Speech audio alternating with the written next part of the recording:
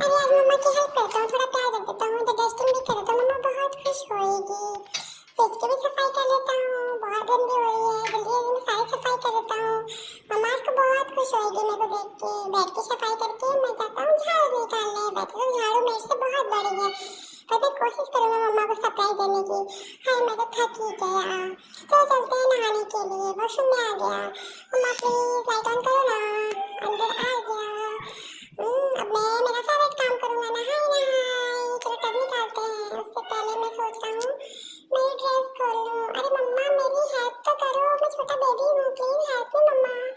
मैं पूरी कोशिश कर रहा हूँ।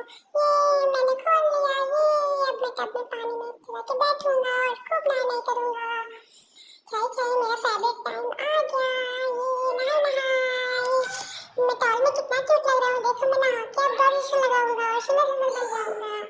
ये रब